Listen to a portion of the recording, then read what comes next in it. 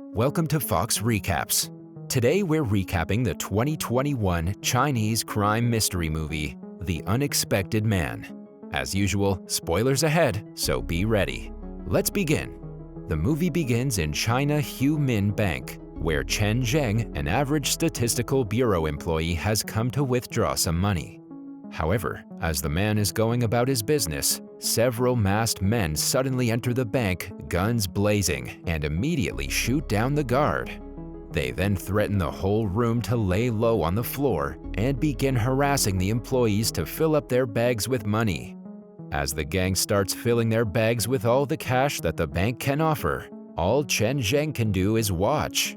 Suddenly, one of the employees manages to gather some courage and presses the alarm signal, warning the police. The leader of the robber gang notices this and beats the man to a pulp before he warns all his men to start moving out. A black car stops outside for the four gang members, who had just finished loading in the money. Just as the final member and gang leader is heading outside, Chen gets up and throws a literal dustbin at the man. When the bin strikes the gang leader, he stumbles and drops the mask on his face. Chen Zheng then uses the special ability that he has and takes a quick look at the man's face. With just a simple glance, Chen Zheng is able to read every single detail in the man's face, the length of his forehead, the width of his lips, and even the distance between his ears. All of the gang leader's features he converts into data with just one glance. The gang leader is perplexed for a second and then leaves, and as soon as he does, Chen Zheng gets up and starts scribbling on the poster of a male model nearby and notes down the dimensions that he gathered earlier. The police soon arrive with Inspector Sun and his other forces, who quickly take the situation under their control. Thankfully, the guard, despite being shot, hasn't succumbed to his injuries yet. When the cops start questioning the witnesses, Chen Zheng comes up to his son and tells him that he had seen the face of the perpetrator's leader. He also corrects the cops who had assumed that there were 4 robbers and tells them that a 5th one was present as well, who brought in the car for them to drive away. Lucky for the cops, Chen Zheng, the brilliant man, had also remembered the license number. And not only that, he had already managed to figure out that the plate was most likely stolen from the Archiver's Bureau, since the numbers were in 3 figures just like the ones that are in the archives only. Amazed by the skill of this random man, the inspector tells his men to take him to create a sketch for the suspect, while he orders the others to track down the number plate that Chen Zheng had given them. At the police station, Chen Zheng gives the precise details and data that he had noted down earlier to the sketch artist as they race to create the sketch of the culprits. Inspector Sun, on the other hand, goes to get the report about the car with the fake number plate and finds out that the car, which was also a stolen one, had been abandoned by the culprits. They had used the farmer's market to take cover and escape. Frustrated, Sun returns to check on the sketch and finds that for the first time in his career, the artist had been able to visualize the culprit in the very first attempt. Sun is not so convinced after witnessing this, because no person could ever remember a face with such precision on the very first time they meet. Chen Zheng tries to assure the inspector that he was sure about his abilities and that the process was a well-known form of statistical trick called data portrait. When the inspector is still not convinced, Chen stares at him and tells the sketch artist the dimensions to Sun's face without opening his eyes. The portrait is exactly the same as Sun, finally making him realize that Chen Zheng was the real deal. Quickly, he sends the culprit's picture for reference in their records, and only after a few days of investigation, the robbers are caught. The men, led by their gang leader, Ding Qiang, are all caught and put to jail. The man who had helped the police track down and capture such dangerous robbers in only a few days, Chen Zheng, is also very famous and all over the news. Soon, the people start calling him the numerical whiz, and everyone starts to follow him around to ask questions or take autographs. Chen Zheng, who's been an introvert all his life and hates having a lot of people swarming around him at all times, finds it difficult to deal with his newfound fame. The people were following him everywhere and there seemed to be no end to it. They even start following him to his office. Frustrated, Zhang goes to his boss's office to complain about why all the reporters and interviewers were allowed to enter the premises of the office. But his boss thinks it's a good thing that the press was loving him and giving him a good reputation, as that would help the office as well. After all, a well-liked director of the office would make for such a good social status of the company. At this, Zhang is confused. When did he become the director of the office? The boss opens a drawer and hands him the promotion certificate at this very moment. Zhang is reluctant to take the offer, but the boss assures him that he deserves the promotion no matter if he's famous or not. After a tiresome day at the office, Chen Zhang goes to the hospital along with his wife to visit his brother Chen Mo, who has been recovering from the leg injuries that he suffered a few years ago. Chen Mo sits with his niece as she reads him a book and watches his brother and sister-in-law walk up to his room. The doctors have given Chen Mo the permission to leave the hospital and tell Zhang that it's unlikely that Mo can ever come back to the same strength with his legs. Mo is a real reclusive man who lives alone in a computer repair shop that he owns. The man has little to no money and seems to always have a grim look on his face. He is the complete opposite of his younger brother Chen Zheng. The family decide to celebrate the New Year festival together the next day, as Zheng and his family leave Mo alone at the shop. The next day at the police station, suddenly, one by one, all of the computers start to shut down until finally the main screen at the center of the room shows random numbers, like the Matrix, flowing through the screen. The officers are perplexed as to what had happened to their system and suspect that a virus has taken over. However, the more they investigate, they realize that the numbers appearing on the screen correspond to the Chinese characters, and upon matching, they call out the names of the cops and Chen Zheng several hundred times. Immediately, Zheng is called into the scene to see if he knows anything about the strange occurrence. When Zheng arrives, he's a bit frustrated as he wanted to take his family away to celebrate the festival. However, as the cops explain the situation to him, he decides to focus his attention here.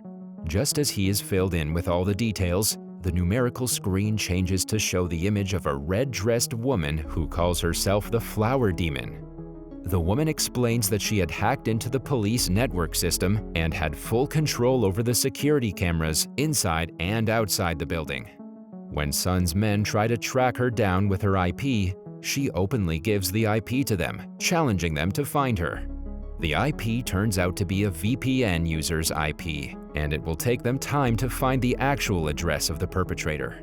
This also, however, is already seen by the Flower Demon, who has control of all the CCTV cameras in the room. The police are frustrated and ask what the Flower Demon wants and why she was doing all of this.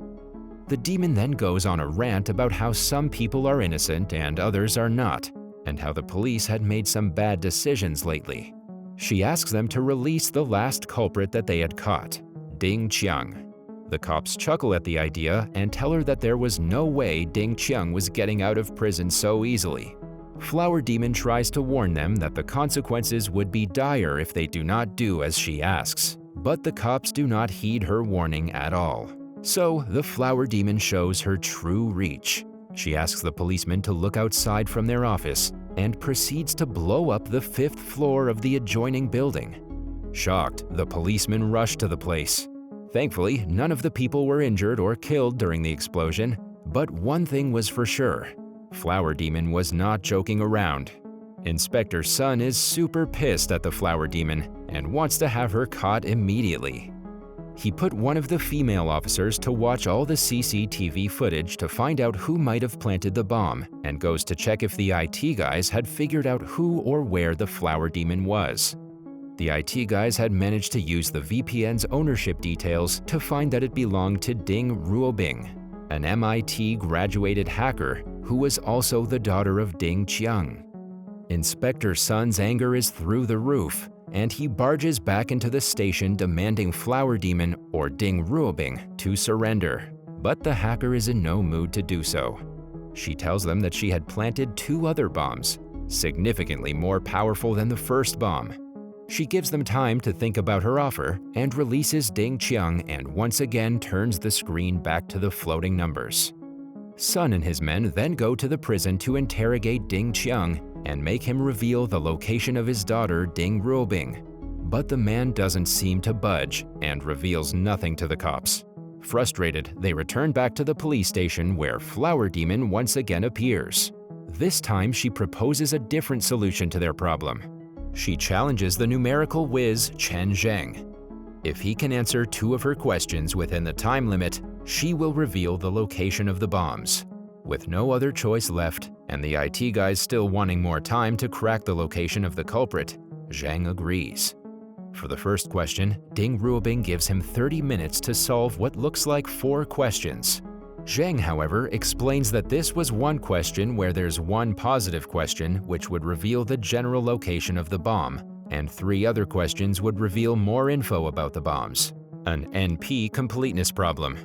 Zheng quickly gets to work and Sun asks his men to gather the best maths teachers from around town. However, when all the other math teachers gather to help Zheng around, Ding Ruobing warns them that if they help the man, the bombs would explode. 16 minutes pass, and Zheng finally begins to solve the question with much precision and finally is able to solve the main problem. Ding Ruobing reveals the location of the bomb to be at the museum, and the cops quickly rush to the scene. For the next questions, Zheng remembers the time of his past and the time with his brother Mo, who is always much more talented than he was. Mo had taught him a trick on reduction, using which Zheng at his present is able to solve the problems just within the minute mark to reveal the exact location of the bomb, and Sun is barely able to save himself and others from the impact of it. Sun returns back to the police station furious and demands Ding Ruobing to give up, because if he caught her, she would be in a lot of trouble.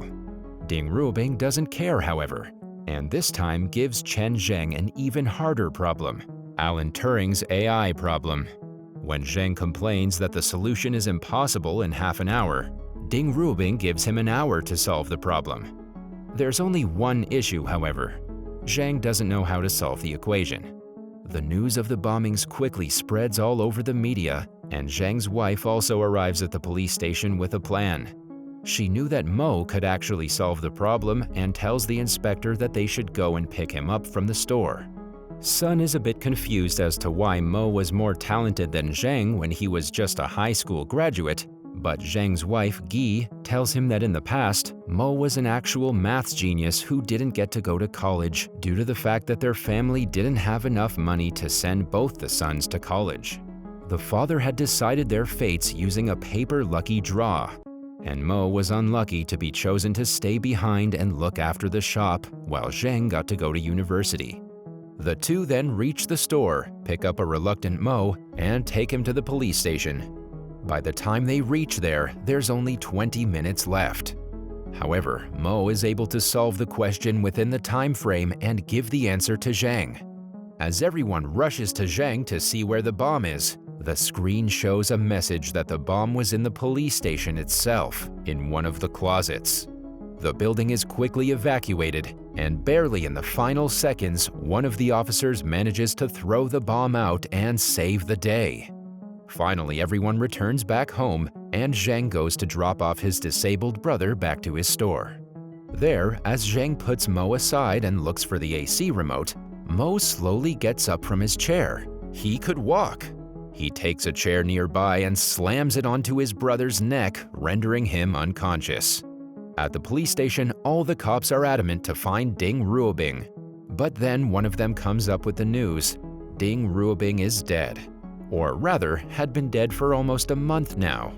Her body was found in the freezer at Ding Qiang's home, and once again, Sun and his men go to question the prisoner. Qiang admits that his daughter had been dead by overdose, and he hadn't been able to do the funeral because he felt helpless. He requests the cops that they bury her, and then as they're about to leave, he tells them that Chen Mo, Chen Zheng's brother, was actually in jail with him back in the day.